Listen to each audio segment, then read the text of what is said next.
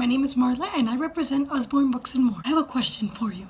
Which do you prefer? Would you like schools to provide a solid education in the 3 R's? Or would you like your schools to change your kids' core beliefs?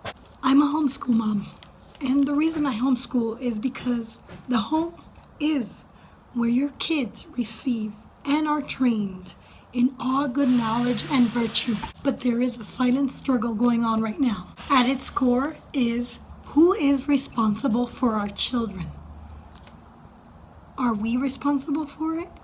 Or is government responsible for our children? And at least in my state, government seems to be winning. More than 20 years ago, Hillary Clinton published a book called It Takes a Village.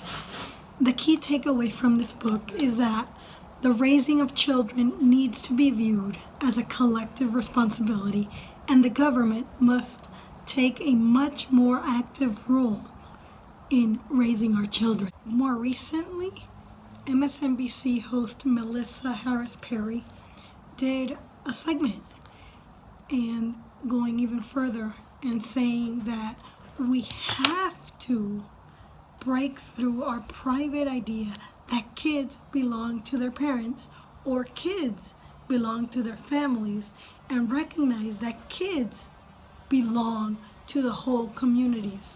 She went as far as saying that raising children is everyone's responsibility and not just a household. And you know what's funny? Adolf Hitler once said, "He alone who owns the youth gains the future." It is almost self-evident that anyone interested in subverting freedom in the United States and worldwide would use education as a means to an end. When I graduated from school in 1992, I had very little knowledge. I had no experience, and I decided to move away to Colorado on my own. Little did I know that I would be sitting here today addressing you on video. The battle over education is much more than whether your kids get properly educated. Our kids today know much less about our history of our country and are sufficiently indoctrinated that we could lose our republic. Today, only 35% of our nation's kids can read proficiently. That means that over 65% are reading average to below average in reading. And this is not good, because if you can't read, you can't think critically, you can't defend our rights, you can't defend our republic, you can't be a leader if you don't read. And if you can't read, you can't vote effectively.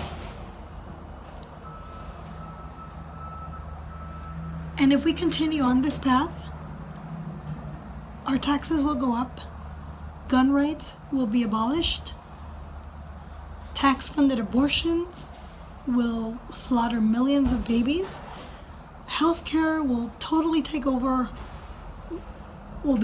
taken over by government in the globalized way. Property rights will be superseded, and the establishment will implement their visions of the common good.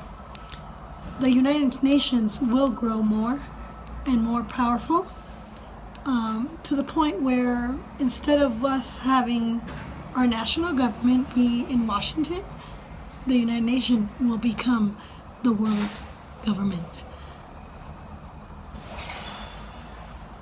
Name your issue and realize if you stand for faith, family, and freedom, you're going to lose in the long run. If totalitarian control the education of our children. Out of these troubled times, our fifth objective, a new world order can emerge, a new era. Did you hear that? Our president, George H.W. Bush, spoke about the New World Order. The point I'm trying to make is that government schools are a massive failure. Here's a question for you. In 2018, how many 8th graders were reading proficiently?